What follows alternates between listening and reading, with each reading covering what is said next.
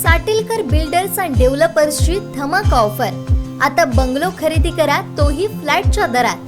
कणकवली शहरालगत अवघ्या काही मिनिटांच्या अंतरावर उमरट इथं फ्लॅटच्या दरात तयार बंगलो, रस्ता पार्किंगची सुविधा, कंपाऊंड, 24 तास पाणी, समोर गार्डन, निसर्गरम्य वातावरण। आपल्या घरापासून शाळा, दवाखाना, मुंबई गोवा महामार्ग, बाजारपेठ अगदी हाकेच्या अंतरावर। आपलं हक्काचं घर आजच खरेदी करा।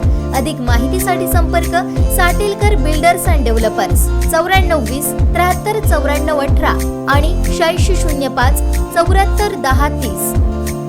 आताची मोठी बातमी, शालेय शिक्षण मंत्री दीपक केसरकर यांचे दिवाळी शुभेच्छांचे बॅनर फाडण्यात आले। यामुळे आता समर्थकांकडून संताप व्यक्त होतोय।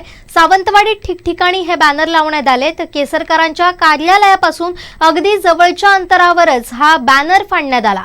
दोडामार्ग शहरामध्ये शालेय शिक्षण मंत्री दीपक केसरकर यांच्या बदनामीचे बॅनर लावण्याची घटना ताजी असतानाच सावंतवाडी शहरात दिवाळीनिमित्त लावण्यात आलेले शुभेच्छा बॅनर अज्ञाताकडून फाडण्यात आल्याचा प्रकार शुक्रवारी उघडकीस आलाय। याबाबत अधिक अपडेट जाणून घेऊयात आमचे सावंतवाडी करेस्पॉन्डंट विनायक गावस यांच्याकडून। विनायक, काय आहे त्या संदर्भातील अपडेट? सावंतवाडी शहरामध्ये काही वेळापूर्वी जी घटना घडली ती आपण पाहिली। पोलीस ठाण्यामध्ये शिवसेनेचे अर्थातच शिंदे गटाचे आणि केसरकरांचे समर्थक गेलेले पाहायला मिळाले। शालेय शिक्षण मंत्री यांच्या मतदारसंघात त्यांच्या होम ग्राउंडवर जे दीपावली शुभेच्छेचे जे बॅनर लावले होते ते अज्ञाताकडनं फाडण्यात आल्याचं जी घटना आहे ती या ठिकाणी समोर आलेली पाहायला मिळते। हे बॅनर कोणी फाडले हे अद्याप समजू शकलेलं नाहीये।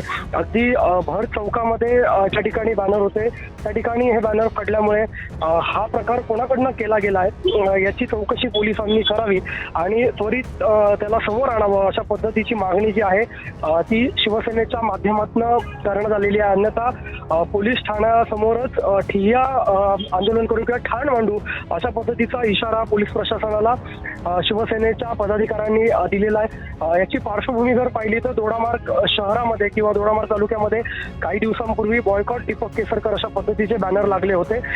मागच्या 15 वर्षात दीपक केसरकर यांनी विकास केला नाही अशाचे हे बॅनर होते आणि हे बॅनर देखील कोणी लावले होते हे अद्याप समजलेलं नाही। पोलिसांकडनं हे बॅनर लगेच काढले गेले होते, मात्र त्यानंतरच सावंतवाडीत दीपक केसरकर यांचा बॅनर फाटल्यामुळं शिवसेनेचे जे पदाधिकारी आहेत, कार्यकर्ते आहेत किंवा केसरकरांचे जे समर्थक आहेत ते आक्रमक झालेले पाहायला मिळतात। त्यांनी पोलीस प्रशासनाला सुद्धा त्या पद्धतीचा इशारा दिलाय, कारण याची जर सुरुवात पाहायला गेली तर दीपक केसरकर यांनी दिवाळीच्या मुहूर्तावर किंवा दिवाळीच्या आदल्या दिवशी ज्या पद्धतीनं जाहीर केलं की आपण खासदारकीसाठी इच्छुक नाहीये, आपण आमदारकीच लढवणार आहे। तिसऱ्यांदा आमदार म्हणून निवडून आल्यानंतर चौथ्यांदा सुद्धा जी विकास कामं आहेत, जी प्रलंबित आहेत, ती आता सुरू होत आहेत, ती पूर्ण करण्यासाठी पुन्हा एकदा आपण सावंतवाडीतनं आमदारकीसाठीच इच्छुक असल्याचं दीपक केसरकर यांनी जाहीर केल्यानंतर खऱ्या अर्थानं अशा पद्धतीचे बॅनर लागत आहेत किंवा आजचा जो प्रकार घडतोय त्यामुळे संशयाचा वास हा या ठिकाणी येतोय। कारण महायुती जरी असली तरी भाजपकडनं सुद्धा तेवढीच ताकद या मतदारसंघात लावली जाते।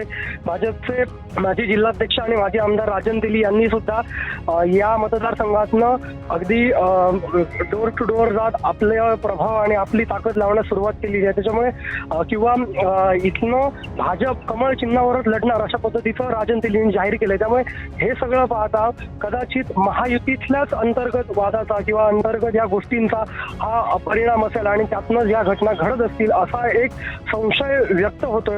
मात्र नेमके हे बॅनर कोणी फाडलेत किंवा दोडामार्गमध्ये लावलेले बॅनर कोणी लावले हे अजून स्पष्ट होत नाहीये। त्यामुळे शिवसैनिकांची अर्थात दीपक केसरकर यांच्या समर्थकांची हीच मागणी आहे की चौकामध्ये लावलेले बॅनर फाडण्याचं धाडस कोणी केलंय याचा शोध घ्यावा आणि त्याला समोर आणावा अशा पद्धतीची मागणी होताना दिसते। केसरकर यांच्या अद्याप कुठलीही प्रकारची प्रतिक्रिया याच्यावर आलेली नाही, पण नेहमीच्याच पद्धतीनं कोण टीका करतं याच्याकडे आपण लक्ष देणार नाही असं त्यांनी मागेही जाहीर केलं होतं।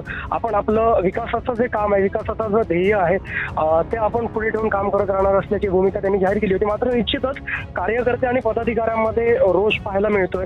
अगदी काही वेळापूर्वी आपण पाहिलं तर पोलीस ठाण्यामध्ये अगदी महिलांचा सहभाग सुद्धा मोठा होता। केसरकर समर्थक हे सगळे पोलीस ठाण्यावर तिथे ठाण म्हणून बसले होते आणि ज्यांनी बॅनर फाडले त्यांना समोर आणावं आणि त्याची CCTVच्या माध्यमातून ती पाहणी करून त्या व्यक्तीला समोर घेऊन यावं आणि त्याची चौकशी करावी अशा पद्धतीची मागणी त्यांनी केलेली आहे. निश्चितच या सगळ्याचा परिणाम आगामी निवडणुकांवर होणार आहे. कारण मी जसं म्हटलं की हे जे प्रकार घडत आहेत ते दीपक केसरकर यांनी दिवाळीच्या आदल्या दिवशी तेव्हा जाहीर केलं की आपण आमदारकीच लढवणार आहे. त्यानंतर ह्या घटना वाढतात. दोडामार्गमध्ये लागलेले बॅनर असतील किंवा आज सावंतवाडीत फाडलेले बॅनर असतील, हे सगळे जे काही आपले परिणाम होताना दिसत आहेत किंवा घटना घडताना दिसत आहेत या केसरकरांच्या ह्या घोषणेनंतर किंवा त्यांनी आमदारकी लढणार असल्याचं जाहीर केल्यानंतरच प्रामुख्यानं होताना दिसतात. त्याच्यामुळे निश्चितच त्याचे परिणाम दिसतील आणि आज सायंकाळी त्या संदर्भातली पत्रकार परिषद सुद्धा केसरकर समर्थकांच्या माध्यमातून घेतली जाणार आहे. त्यामुळे निश्चितच त्यावेळी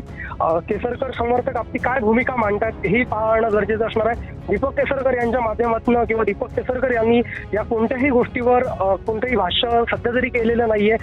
त्यांनी किंवा त्यांचे कार्यकर्ते जे आहेत ते सध्या आक्रमक झालेले पाहायला मिळतात. धन्यवाद विनायक, आपण दिलेल्या या माहितीसाठी. या घटनेमुळे सावंतवाडी शिंदे शिवसेना आक्रमक झाली आहे. बॅनर फाडणाऱ्या संबंधिताचा शोध घ्या, अन्यथा पोलीस ठाण्यातच ठाण मांडू असा इशारा पोलीस प्रशासनाला दिलाय. शिंदे शिवसेनेच्या पदाधिकाऱ्यांनी शुक्रवारी या संदर्भात पोलीस ठाण्यात धाव घेत याबाबतचं निवेदन सादर केलं.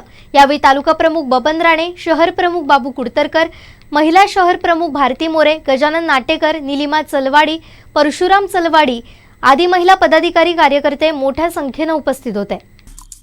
आमचे दिवसभरातले सर्व अपडेट्स, ताज्या घडामोडी आणि थेट लाईव्ह पाहण्यासाठी सबस्क्राईब करा, लाईक करा कोकणचं नंबर 1 महा चॅनल कोकण 7 लाईव्हचं YouTube चॅनल.